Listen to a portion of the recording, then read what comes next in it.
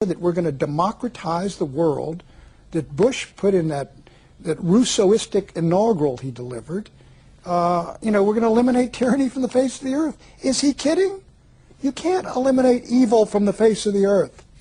I'll tell you what I'm left with. I'm left with the idea that you don't want to do much of anything in an activist sense. You're confident deterrence will work. Radical Islam that we worry about, at least in the short run, is going to disappear. We're fat. We're happy. Is that good enough? I think Iraq was a mistake. I think it may have been the greatest blunder in our history. I hope it turns out better than I fear it is. But basically, I think that we became the greatest power on earth by staying out of wars that were not our business.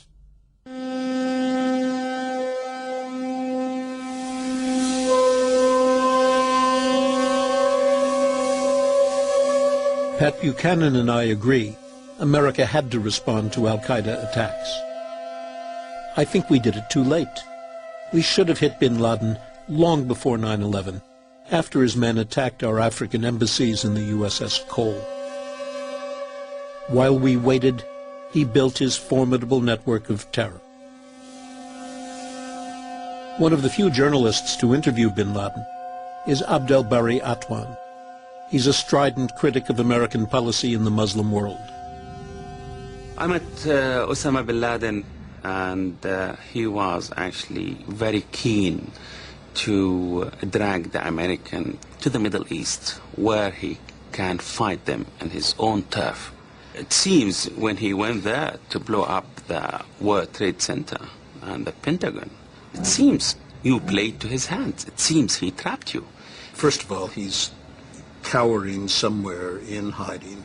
Much of his network has been destroyed. You were trapped in Iraq.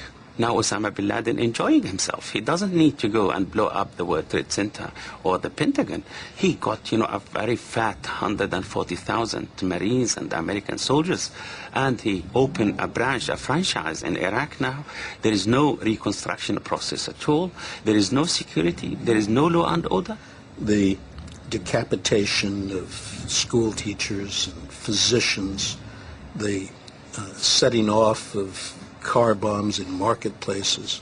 You're saying that as bin Laden sees this is good news? No, I'm not saying this is a good news, but who is responsible for bringing Abu Mus'ab al-Zarqawi and Osama bin Laden to Iraq?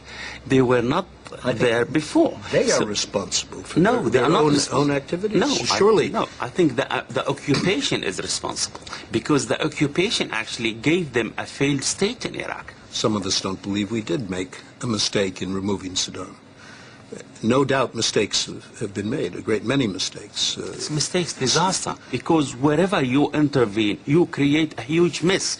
You create disasters. That's what happened in Vietnam, that's what happened in Somalia, that's what happened in Afghanistan now, that's what's happening in Iraq. That's the problem, because you know how to destroy things. You are expert in destruction, and not construction. You know very well that the effort to reconstruct in Iraq has been plagued by attacks on those who are doing the reconstruction. When you bomb Al-Qaim and destroy houses, when you bomb Al-Fallujah, when you bomb Samarra, you liberated Samarra 3 times. 3 times after a heavy bombardment. So do you think these bombs fall on insect? It falls on human being.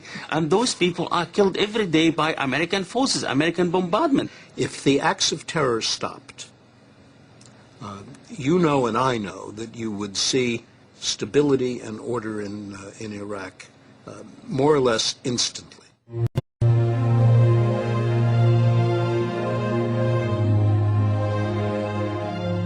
How did I come to believe that the United States should confront regimes that suppress freedom? For me, it all began in my teenage years. Although I've spent my adult life on the East Coast, I grew up in Los Angeles in the 1950s. This is the high school in Hollywood where I first encountered politics. James Garner, he was that sort of dissolute private eye. Judy Garland. And there were big stars who went to Hollywood High School. At Hollywood High School, my best friends were the sons and daughters of blacklisted screenwriters and producers, almost all of them on the left. My friends were wonderful, passionate, idealistic. When I met their parents, though, who were affluent and discussed politics, often by the swimming pool, I began to have serious doubts. They were hard left, and their ability to excuse Soviet totalitarianism while expressing sympathy for the working class, it simply didn't ring true. Today, leading actors voice very similar attitudes. As the dogs of war slouch towards Baghdad, we need to be reminded that as many as 2 million refugees could become a reality. And when I hear our president state that to attack Iraq would be in the great moral tradition of this country, I can't help but thinking we are living in a world gone mad.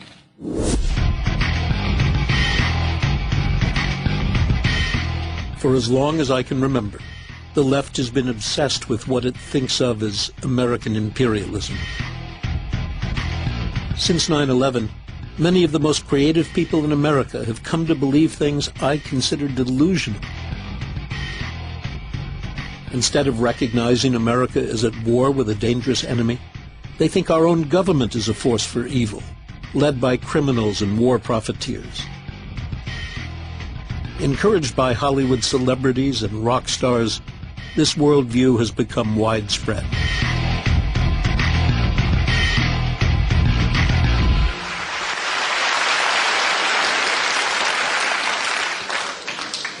What we have in the U.S. today is a daily litany of fear, of terror. 4 years ago, the Hollywood director and activist Tim Robbins wrote a play called Embedded. It featured a character called Perle White, a caricature of me. Robbins has Perle White say, "Bless terror."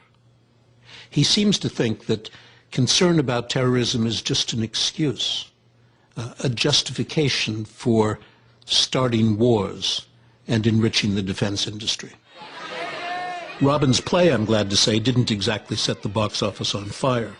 But the fact that intelligent, creative people believe this nonsense shows me what's really become embedded in our culture. Crazy conspiracy theories about shadowy forces hijacking government and manipulating the world.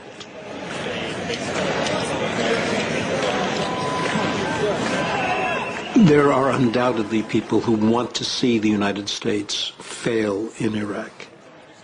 It's an unbelievably short-sighted reaction, because if the U.S. fails in Iraq, the implications for the world are serious and damaging.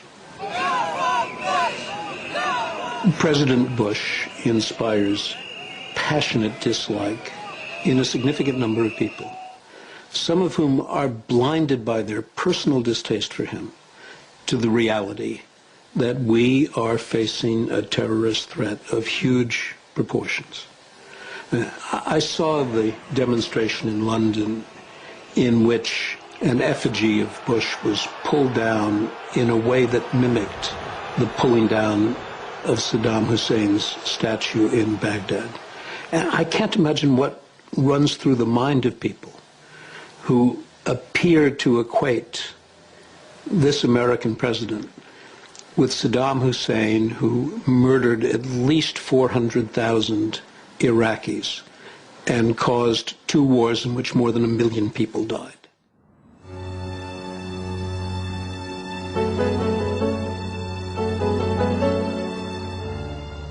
To the people who say the war against Islamist terror is impossible to win, I say, remember the recent past. Back in the 1970s, many said much the same thing about our conflict with the Soviet Union. Communist power was here to stay, and we had better accept it. I was fortunate to find myself working alongside President Reagan, who had the courage to think differently and to confront evil when he saw it. I first visited Moscow as part of a U.S. team negotiating nuclear weapons treaties. Today, it's a pleasure to travel around Moscow without anyone following me. Just a tourist enjoying the relics of the Soviet Empire. We're standing at what used to be known around the Pentagon as the Moscow drag strip. This is the place where the heavy SS-18 ballistic missiles and the tanks and guns and troops would parade. Brezhnev would stand on Lenin's mausoleum, waving at all the indications of Soviet military power. Ronald Reagan was quite determined to challenge that power and to see the Soviet Union wind up alongside Lenin in that tomb. In the 1970s, Natan Sharansky was one of the leading Soviet dissidents. He faced trumped-up charges of being an American spy and was sentenced to 13 years hard labor. He was freed in 1986 as a direct result of the pressure brought by President Reagan and many other Americans. I met him in Moscow outside Lefortovo prison, the jail where he was interrogated 30 years ago. I never was outside. I know this prison very well from inside, but I was never brought the entrance to watch how it looks from the outside. I think this second building which we see around us, I think that is the place where I was interrogated. And I remember how many times I was dreaming how I will escape that prison.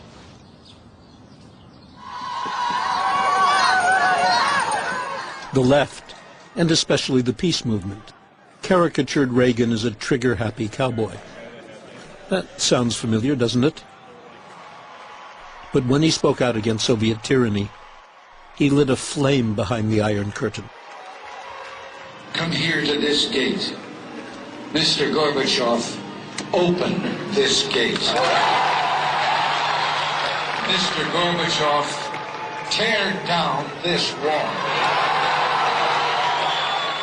There was one great day in the Soviet prison when we received Pravda newspaper, and there is a big article condemning President Reagan for calling Soviet Union evil empire. To ignore the facts of history and the aggressive impulses of an evil empire. And that was a great day for us, because it was clear that the moment this Western leader calls a spade, makes it very clear that here is the struggle between evil and good.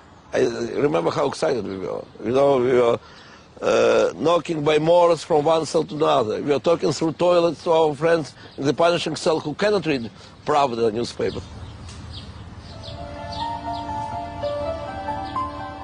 Dictators imprison and kill their best people.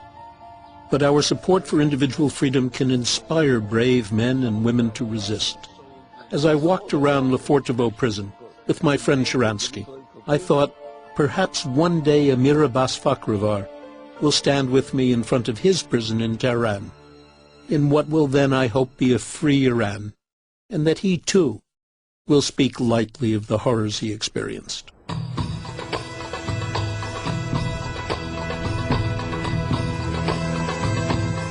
After Moscow, I traveled to Kazakhstan, one of many countries where freedom from Russian domination has unleashed a new society. We're in Almaty, the principal commercial center. At an international media forum, I met up with an old friend.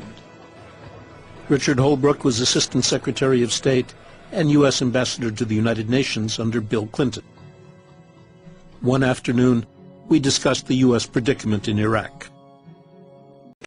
You know, the policy won't fail in Iraq, in my view, and it won't fail in Afghanistan either, no matter how rough it is. Where it may fail, the only place it can fail is at home. I got to tell you, the problem is in Iraq, and if there weren't a problem in Iraq, there wouldn't be a problem at home. Oh, clearly there's a problem in Iraq. I'm certainly not disputing that. But I believe we can prevail in Iraq as long as we stay. A long-term battle requires a long-term commitment. And I think we have to be prepared to make a long-term commitment. A long-term battle requires evidence of progress. The hard, horrible truth about Iraq, and I say this with the greatest of regret, is that we have not achieved a single predicted goal. And furthermore,